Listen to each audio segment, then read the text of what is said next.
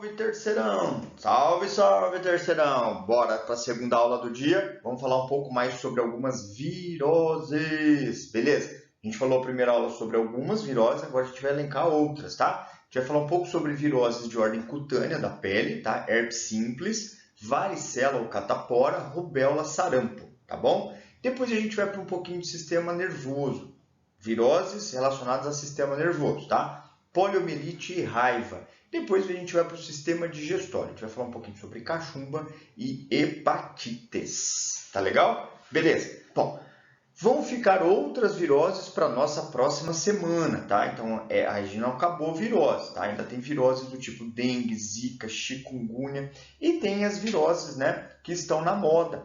Infelizmente, né? Tem a gripe, a SARS, a MERS, né? O coronavírus, que vão ficar tudo para a semana que vem. Daí a gente bate um papo melhor em relação a elas, tá bem? Então vamos lá. Vamos falar um pouco sobre viroses de ordem cutânea ou viroses de pele, tá? Aquelas viroses que são associadas a fatores da pele. Bora? Vamos lá. Bom, primeiro é o herpes bucal, tá? O herpes labial também é conhecido assim, tá bem? Aqui do ladinho a gente consegue ver, ó, como que é a lesão, né, do herpes labial, herpes bucal, tá? É uma lesão que dá principalmente na região aqui da boca, mas também pode se expandir para outras partes do organismo. Vamos conhecer um pouquinho melhor? Bom, o agente etiológico, ou seja, o vírus, é chamado de herpes simples do tipo 1. Ele é diferente daquele herpes que a gente viu na aula passada, o herpes genital. São dois vírus com características diferentes, eles se manifestam em locais diferentes, tá?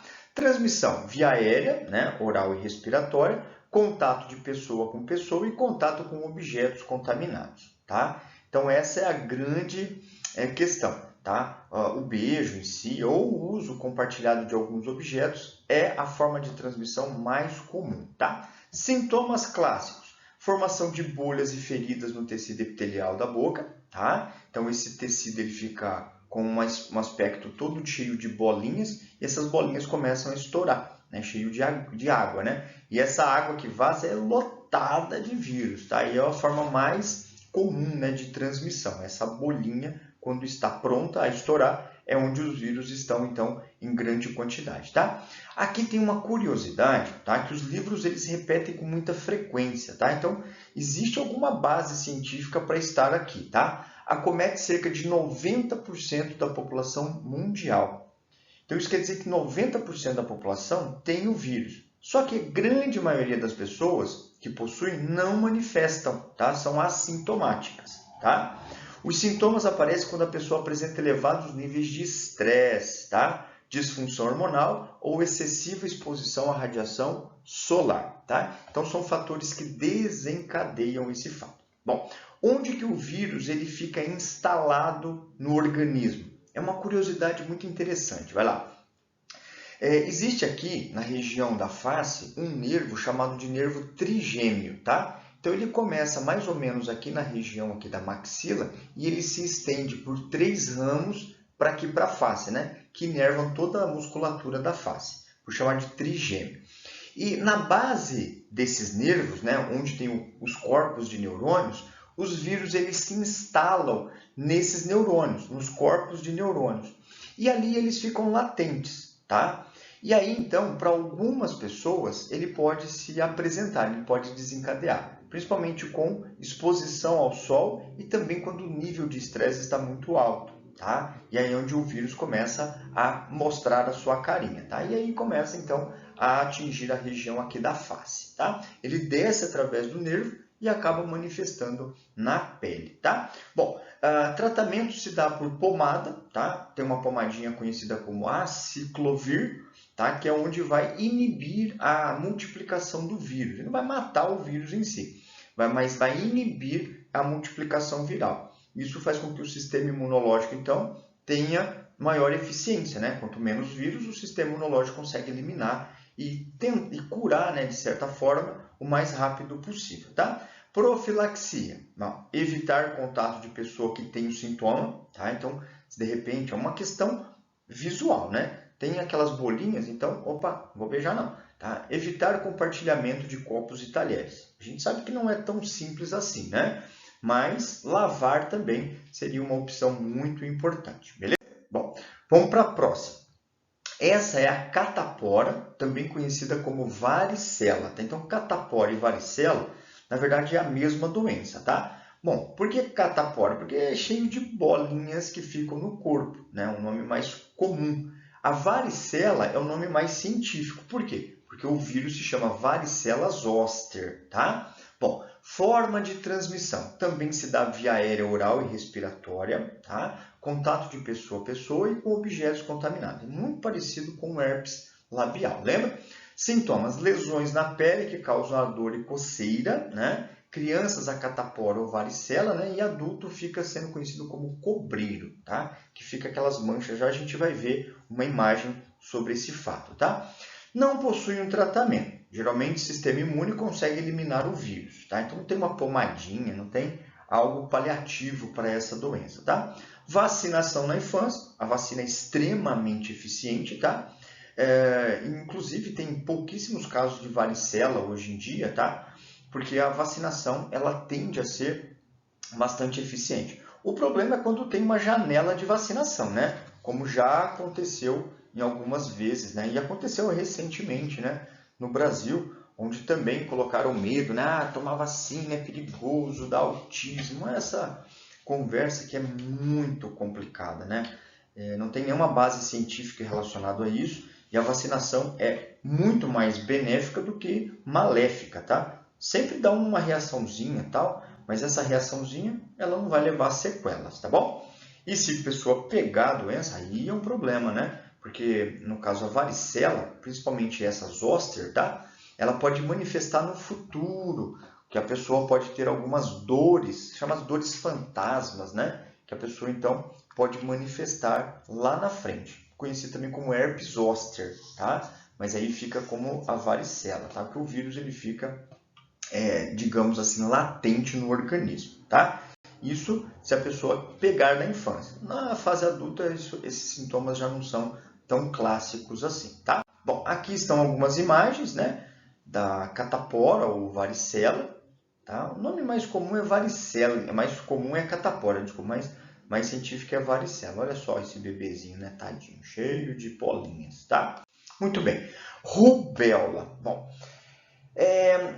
o vírus da rubéola, ele não é um vírus tão agressivo, tá? Quando ele se manifesta, também se manifesta de ordem cutânea, né, na pele, por isso que a gente colocou aqui, nesse sentido, tá? Só que assim, a transmissão se dá via aérea, né, contato de pessoa a pessoa e contato com objetos contaminados com o vírus, tá? Surgem manchas vermelhas na pele, tá? Perigo: o vírus da rubéola em mulheres grávidas é capaz de atravessar a placenta e infectar o feto, causando cegueira, surdez e retardo mental. Bom, lembra do comentário? A rubéola não é uma doença muito grave, a não ser que se manifeste numa mulher grávida, tá? Então, as mulheres grávidas ou que estão em fase de para engravidar, né? Tratamento de gravidez ou, nesse caso aí, já estão grávidas, aí que o problema se instala. Porque o vírus comprovadamente passa pela placenta. Não são todos os vírus que passam pela placenta, tá? O da rubéola comprovadamente. E aí ele vai manifestar no bebê em gestação, tá? É onde as sequelas, né, muitas vezes acabam acontecendo, né? Tipo surdez, a pessoa pode perder, né, algum tipo de sentido visual, né, para levar a cegueira. Então, é muito grave nesse sentido. Em pessoas, no caso adultas em especial, ou até em crianças mesmo, a rubéola não se manifesta de uma forma tão agressiva, tá? Bom, vacinação é a tríplice viral, tá? O exame pré-natal, tá? Em mulheres grávidas é extremamente importante para ver se ela não está, né, com risco de contaminação, ou se ela já é imunizada. Tá? Se ela foi imunizada, aí beleza, tá? A vacinação em mulheres que estão em período fértil, tá? Mas ainda não estão imunes ao vírus. Ou seja, então de repente a mulher, eu quero ter filhos, né? E aí o médico ele pode pedir um exame de imunidade, né? Daí detecta lá assim que a mulher não é imune ao vírus da rubéola. Daí então ele recomenda tomar a vacina, beleza? Bom, essas são alguns sintomas, né? Algumas marquinhas, olha só, né? A pessoa fica também com uma lesão cutânea na pele, beleza? Cutânea na pele é de boa, né? Cutânea tem que ser na pele, né, professor? Beleza. Vamos para o sarampo, tá? Sarampo, tá? Não confunda com catapora, porque são coisas diferentes, né? O vírus do sarampo vai ter um nome científico propriamente, tá? Transmissão via oral respiratória, pessoa a pessoa, contato com objetos contaminados. É clássico, né? Percebeu? Tudo repete-se, né? Nesse sentido aqui, tá? Febre alta, tosse seca, tá? E o aparecimento de manchas vermelhas pelo corpo. Então, o sarampo e o catapora, a rubéola, tem algo muito parecido. Apesar de que a catapora dá um monte de bolinhas, né? E ela vai estourando daí, tá bom? Bom, tratamento também não possui, tá? Mas tem a vacinação, que é a tríplice viral, né? Então, toma-se a tríplice viral, tanto para o sarampo quanto para a rubéola. Pronto, a criança está imunizada por toda a vida, tá bem? Sarampo, então, aqui, ó, tá? É muito parecido, né, com a própria rubéola em si, ou até com a catapora, né, em alguns casos. Beleza? Fechou, então. Vamos para outras viroses. Virose do sistema nervoso. Vocês vão ver que é muito curioso, né? Bom, a primeira doença, né, a primeira virose é a poliomielite, também conhecida como paralisia infantil, tá? O vírus do poliovírus, tá? Bom, aqui tem um detalhe curioso, tá? Que eu preciso fazer um comentário com vocês atualizado. Bom, ela é considerada uma doença erradicada no Brasil, tudo bem? Só que em 2018, né, houve reincidência, né? Nós tivemos alguns migrantes, principalmente da Venezuela, que acabaram trazendo o vírus para o Brasil e acabou tendo reincidência dessa doença em algumas regiões do país, principalmente a região norte, tá? Bom, o que o governo acabou fazendo? Intensificando a vacinação, né, para fazer com que as crianças mantenham-se imunizadas, para que não tenha janela de imunização, tá? Então, isso foi, né, bastante eficiente, tanto é que hoje, né, 2020, a gente não tem casos registrados de poliomielite no Brasil, tá? É claro que existe um ou outro caso, mas não é de origem endógena, é exógena, quando vem alguém contaminado. Só que como as crianças elas recebem a gotinha, né, que é a vacina Sabin, a vacina Salk, ela acaba então tendo uma imunização muito eficiente, tá? Então, esse é o grande detalhe, né? As crianças precisam tomar as gotinhas, tá? Para fazer com que elas mantenham-se imunizadas, beleza? Bom, então vamos lá. Forma de transmissão: ingestão de água e alimentos contaminados com o vírus, tá? Contato com pessoa a pessoa, então às vezes a pessoa está contaminada e acaba tendo esse efeito de contaminação com outras pessoas, tá? O vírus atinge primeiro o sistema nervoso, onde se multiplica e leva à destruição dos neurônios motores, levando à paralisia de membros, tá? Deixa eu só comentar um fato aqui com vocês. O vírus, em primeiro momento, ele se manifesta no sistema digestório, tá? Então ele manifesta ali na ordem do intestino. Depois que ele passa a ter alguns sintomas assim do tipo diarreia ou até uma espécie de náuseas com vômito, ela vai manifestar a virose no sistema nervoso, tá? Como ele vai do intestino para o sistema nervoso, a tendência é que ele age, né, o vírus age nos nervos de ordem um pouco mais periférica e inferiores, ou seja, nas pernas, tá? Da cintura para baixo. E aí que vem o X da questão, tá? Quando esse vírus se manifesta nos neurônios dos nervos inferiores, né, dos membros inferiores, eles acabam fazendo, então, a morte desses neurônios. E isso vai levar à falta de inervação da musculatura das pernas, principalmente, tá? Isso vai levar, então, à paralisia das pernas em especial. Só que ele também pode atingir outros neurônios, né? Neurônios dos braços, neurônios até de ordem assim sistêmica, tá?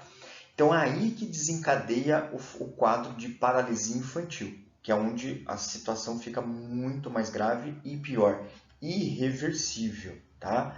Não tem como recuperar a mobilidade de uma criança, né, que passou a ter então esse quadro, tá? É muito grave. Era muito grave, tá? Então assim, não há um tratamento específico, mas há a vacina, tá? não é uma cura em si, né? Não tem como curar. A pessoa, depois que teve, né, a lesão, acaba tendo as sequelas eternas, né? Mas o fato dela tomar a vacina quando bebezinho, né, quando criança, e repetir as doses em campanhas, isso faz com que a criança fique imune de uma forma muito segura. Tá legal? Então essa é a poliomielite, tá? Então vamos lá, ó.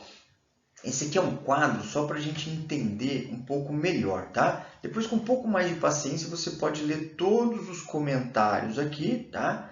Para que então você fique mais amparado do fato, tá bem? Mas assim, ó, primeiro se manifesta de ordem intestinal, tá? Para depois se manifestar de ordem nervosa, tá bom? Então essa é a principal ideia. Bom, poliomielite, olha só, a Gotinha, né? O Zé Gotinha saiu dessa campanha, né? Muito bem, ali por volta dos anos 80, tá? Aqui são crianças com sequelas, olha só, que complicado, né, gente? Então, a vacinação é algo extremo.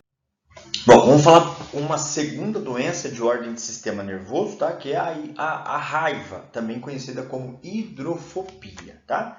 Bom, essa virose, ela é uma virose, digamos assim, diferenciada, tá? Primeiro, a pessoa pega através de contato com saliva de animais, principalmente os mamíferos, né, que vivem em convívio, ou com pessoas doentes também, tá? Mas em especial com animais e através da saliva ou da mordida desses animais, tá bem? Como cães e gatos, que podem ter o vírus e às vezes nem manifestar, mas acaba tendo uma transmissão, tá? Ou animais de ambiente rural, como morcegos hematófagos, tá? Morcegos que comem sangue, mordem outros animais, tá? Pode morder até cachorro, até onde tem a via de transmissão. Ou através da saliva desses animais, tá?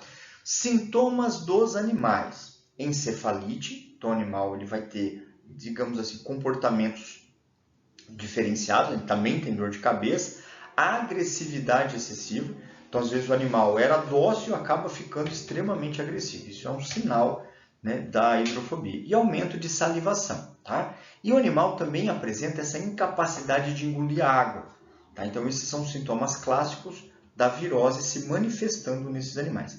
Nos humanos, como é que fica? Insônia, dor de cabeça, né, que é a encefalite em si, né? Convulsões, salivação excessiva, febre e espasmos da glote, tá? Onde leva a pessoa a ter dificuldade em deglutir. E aí que vem o nome hidrofobia, tá? Então, imagine assim, a pessoa precisa tomar um copo de água, né? Só que ela não vai conseguir deglutir. Daí, na hora que ela vai fazer, então ela tem uma repulsa. Isso dá esse quadro de hidrofobia. Então, a pessoa não consegue fazer a deglutição. Nem de água, nem de outra coisa, mas em especial assim da água. Então, a pessoa tem uma repulsa. Isso chama de hidrofobia nesse sentido. Tá bem? Bom, não possui cura, tá? Mas existe a vacinação tanto de animais domésticos quanto a vacinação antirrábica, tá? Para seres humanos. Então, a pessoa que convive com animais, né? Principalmente animais em zoológico, animais assim como os veterinários, né? Que tem um contato muito frequente com animais domesticados, acaba tomando essa vacinação antirrábica, né? Para evitar, então, a sua contaminação, tá? As pessoas também têm esse acesso a, né? Qualquer pessoa tem acesso à vacina, tá? Aí vai de uma ideia assim, do risco, né? Se tiver risco de contaminação, acaba tendo então a vacina à disposição, beleza? Bom, essas são algumas imagens, né? Olha só, o cachorro provavelmente era um cachorro dócil e acaba ficando assim, ó, salivando, tá? Olha, a pessoa tem dificuldade em deglutir, né? Então a pessoa vai tomar um pouco de água, ela acaba rejeitando e acaba dando a hidrofobia. Esses garotinhos aqui que são lindos, opa, nem tanto, né, galera? Não são lindos, não. Bom, os morcegos, tá? Tem o seu papel na natureza, tá? É importante, inclusive, são até polinizadores, né, de muitas plantinhas, mas eles são assim, digamos, depósitos de vírus, tá? E ele está na atualidade, né, dentro de algumas pesquisas, né, algumas até de certa forma já comprovadas, de que o morcego tem muitos vírus no seu sistema, né? No seu organismo. E acaba então passando esses vírus de uma maneira muito fácil para as pessoas, através de mordidas em animais ou até através dos frutos, né? Sabe da história do coronavírus, né? Que tem uma linha de pesquisa que mostra, né, que o vírus está, né, no morcego e acabou tendo uma primeira manifestação nos morcegos que são comidos, né? Sopa de morcego lá na China, né? Então tem essa história aí que está em vias, né, de comprovação, tá? Muito bem. Vamos para mais uma série de viroses agora que manifestam no sistema digestório. Bom, vamos falar um pouquinho sobre a cachumba, que é uma virose até relativamente curiosa, tá? Ela acompanha também a tríplice viral, tá, gente? Então, a tríplice viral, lá da rubéola, né, do sarampo e da cachumba, nesse caso, vai conseguir bloquear a ação desse vírus, né, pelo efeito imunológico. Então, muitas pessoas podem até entrar em contato com o vírus e não manifestar, tá? É o vírus da parótida infecciosa. Muita gente não entende por que a cachumba está associada com o sistema digestório. Vou explicar, tá? Parótidas são glândulas salivares. Glândula salivar na região da boca, né? Principalmente essa glândula salivar aqui, as parótidas, né, que ficam na região lateral, vão jogar a saliva dentro da boca para auxiliar no processo digestório, principalmente digestão dos carboidratos, né, do amido. E isso dá o aspecto de sistema digestório, tudo bem? Então essa é a história que você precisa saber, tá? Bom, a via de transmissão é oral e respiratória, né? Contato de pessoa e com objetos contaminados. A via clássica, tá? E as glândulas parótidas, então, as salivares, acabam tendo a manifestação, que é onde tem um inchaço na região lateral, que alguns até confundem como sendo nas amígdalas. Não são nas amígdalas, tá, pessoal? A manifestação não acontece nas amígdalas, tá? Bom, raramente pode entrar no sistema nervoso e também acometer os testículos, assim como as glândulas mamárias nas mulheres, tá? Bom, esse fator, ele é assim. Se a pessoa está com o sintoma, tá? Está com a face aqui inchada, né? As parótidas, olha só, tem do lado direito e lado esquerdo, tá? Então é aqui que o vírus se manifesta, por isso que fica essa região toda inchada, tá? Bom, o que tem que acontecer em praticamente todas as viroses? A pessoa tem que estar em repouso, bem hidratada, bem alimentada, para que o vírus seja eliminado pelo sistema imunológico. Esse é o fato, tá? E se a pessoa não respeitar essas orientações, o vírus acaba tendo uma manifestação em outras partes do organismo, tipo da cachumba, né? Então, alguns falam que o vírus pode descer. Bom, esse descer não é porque sai daqui e vai para baixo, né? Vai para as mamas ou os testículos, não necessariamente. Ele vai se manifestar em outras partes, tá? Enquanto o sistema imunológico bloqueia e elimina esse vírus, a pessoa pode ficar curada. Mas se a pessoa não respeitar essas normas, essas regras, ele acaba manifestando em outras partes do organismo, tá bem? Bom, continuando. Hepatite, né? Também é uma virose de ordem digestória, tá? Porque ele vai se manifestar onde? No fígado. E o fígado, ele tem uma associação com o funcionamento do sistema digestório, né? Principalmente o efeito de que produção de bile, né? Para que haja emulsificação das gorduras, esse é um fato digestório, mas o fígado também é uma porta de entrada dos nutrientes ou de substâncias que o sistema digestório absorve, tá? Então, por isso que está associado ao sistema digestório em especial, tá? Vírus da hepatite A, ingestão de água e alimentos contaminados. Cuidado para não confundir, tá? Essa hepatite é via oral, tá? Então, ela não tem a ver com contato de sangue, tá bem? Essa é a principal orientação. A hepatite A é uma hepatite oral, hepatite de manifestação mais branda, tá? Vai levar a uma inflamação do fígado, febre, a pele fica amarelada, então a pessoa fica com icterícia, vai levar náusea, vômito, né? Porque vai manifestar no sistema digestório, tá? Bom, medicamentos que reduzem os sintomas, né? E amenizam os efeitos do vírus e até ajudam, né? É uma maneira paliativa, tá? Profilaxia, educação sanitária e saneamento básico. Tem a vacinação também, né? Que não está na medida profilática, mas a vacinação acaba sendo uma maneira de evitar a doença também, tá? Então, Cuidado, hepatite A, manifestação assim, ó, amarelamento, tá? Isso aqui é bem exagerado, mas tudo bem, né? Olha só. E tem as hepatites B e C. Tem uma outra hepatite D também que a gente não vai entrar no mérito, tá? Porque ela é muito rara e ela é uma hepatite oportunista. A hepatite D, ela só se manifesta se a pessoa tiver outra hepatite, tá? É um vírus meio que pega uma carona. As hepatites B e C, elas são de contato sangue de pessoas contaminadas, tá? Geralmente o contato se dá por relação sexual, né? Contato sexual, compartilhamento de seringa e transfusão de sangue, tá? Então, a grande diferença das hepatites, A é via saliva oral, B e C é por contato sanguíneo, tá? Então, essa é uma diferença muito importante que você tem que associar, tem que gravar, tá? Os sintomas, muito parecidos, né? Inflamação do fígado, porque é onde o vírus se manifesta, dores de cabeça, pele e olhos amarelados, também icterícia, náusea e vômito. São efeitos do sistema digestório, tá? Tratamento medicamentoso para evitar, né? Utilização de medicamentos que inibem a ação do vírus, mas também que evitam, né, que os sintomas fiquem mais graves, tá? Vacina, hepatite, olha só, B, medicamento antiviral, hepatite C, uso de preservativo, relação sexual, controle nos bancos, né, de sangue, utilização de seringas descartáveis e não compartilhadas, né, porque o fator sangue é muito importante, né?